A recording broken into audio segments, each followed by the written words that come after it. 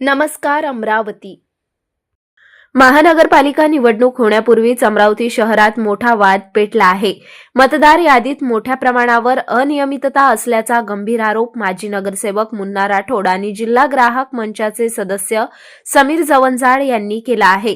त्यांच्या म्हणण्यानुसार शहरातील काही प्रभागांमध्ये एकाच पत्त्यावर शेकडो मतदारांची नावे नोंदवण्यात आली असून अनेक बनावट नोंदी मतदार यादीत आढळून येत आहेत। या संदर्भात वेळोवेळी आक्षेप नोंदवूनही अद्याप कोणतीही ठोस दुरुस्ती करण्यात आलेली नाही, असा दावा त्यांनी केला। निवडणूक प्रक्रियेत सत्ताधारी पक्षाचा थेट हस्तक्षेप होत असून महापालिका आयुक्तांकडून करण्यात येणारे पारदर्शकतेचे दावे फोल ठरत असल्याचा आरोपही करण्यात आला आहे। वेळीच या गंभीर बाबींची दखल घेण्यात आली नाही तर निवडणूक प्रक्रियेला बाधा येऊ शकते आणि तीव्र आंदोलन छेडण्याचा इशाराही त्यांनी दिला आहे। महानगरपालिका निवडणूक 2026 करिता जे महानगरपालिका आयुक्त मॅडमनी ही निवडणूक पूर्णपणे पारदर्शक ठरणार आहे असं जे सांगितलं ते आता असं वाटत आहे की ते अत्यंत चुकीचं आहे। ही निवडणूक कुठेही पारदर्शकपणाची दिसत नाही। आम्ही प्रारूप यादीवर 8/12/2025 ला काही नगरसेवक, माजी नगरसेवक व मी स्वतः काही बाबतीत आक्षेप घेतला होता। त्यामध्ये मुख्यतः आक्षेप आमचे मित्र सारंग राऊत हे जे भाजपाचे कार्यकर्ते आहे त्यांच्या घरामध्ये एक 200च्या जवळपास मतदान आढळून आले। आजही ते मतदान तसेच आहे।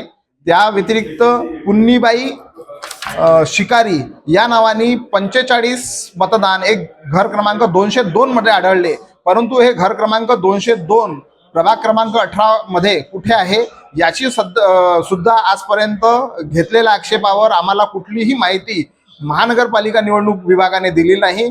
त्यामुळे ही निवडणूक खरंच पारदर्शक ठरणार आहेत का हे आता जनतेसमोर दिसणार आहे।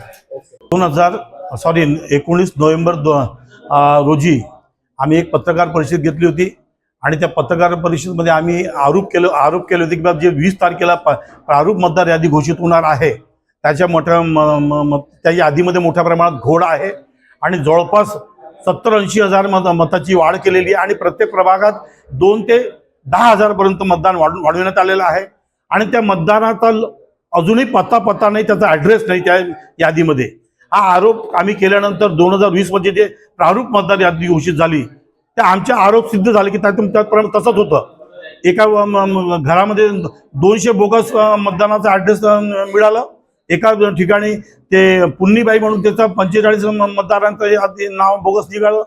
त्यानंतर काय झालं की 90% मतदार यादीमध्ये मतदाराच्या अनुक्रमांक, भाग क्रमांकाचा पत्ताच नाही, ॲड्रेसच नाही। तर आम्ही निवडणूक अधिकाऱ्यांनी तुम्ही कसं टाली करणार आहे की मी या प्रभागात राहतो किंवा नाही राहत, तर त्यांचं असं म्हणणं आहे। मग आम्ही त्या ऑब्जेक्शन घेतलं। ऑब्जेक्शन घेतल्यानंतर आम्ही हिअरिंग झालं आमचं सर्वांचं, अनेक लोकांचे 950 लोकांनी ऑब्जेक्शन घेतले। हिअरिंग झाला। हिअरिंगमध्ये आमच्या हिअरिंगला काही निवडणूक अधिकाऱ्यांनी व महानगरपालिका आयुक्तांनी काही महत्त्व दिलं नाही, ते फक्त खाण्यापुरती होती। त्यानंतर आम्ही जे अधिकृत यादी घोषित पाहिलं तर तशीच परिस्थिती, ते बोगस मतदान तसंच आहे।